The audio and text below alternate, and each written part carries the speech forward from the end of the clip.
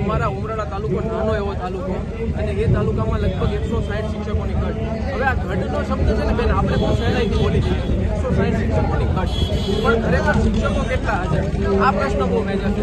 હમણાં હું અત્યારે નામ ના લઈ શકું, પણ હવે જાહેર કરીશ. એક શિક્ષક અમારા તાલુકામાં એવા છે જે બીએલઓની કામગીરી નહીં કરવા માટે થઈને રાજીનામું આપવાના છે, કારણ કે શિક્ષકને સતત આ કાર્યમાં ઘુસાડી રાખવામાં આવ્યા બીએલઓ. હવે તમે જોયું હમણાં નરેન્દ્રભાઈ મોદી ભાવનગર આવ્યા હતા તો બસોને લઈ જવાની જવાબદારી એટલે કે રૂટ સુપરવાઇઝર પણ શિક્ષકોને નીમવામાં આવ્યા. હવે શું થયું, અમે અમારા તાલુકામાં વિરોધ કર્યો, શિક્ષકોનો પૂરો ઉપયોગ કરી દીધો. હવે એમાં કોંગ્રેસે વિરોધ કર્યો કે ભાઈ આ ઉપયોગ તમે ન કરી શકો, તો એ લોકોએ રસ્તો કેવો કર્યો, એના માટે શું કરવું જોઈએ, શિક્ષકોની ભરતી કરવી જોઈએ. રસ્તો ભાજપ સરકારે કેવો સરસ કર્યો, શિક્ષકોને બીએલઓમાંથી બાકાત કર્યા અને આંગણવાડી બહેનોને બીએલઓ તરીકેની જવાબદારી.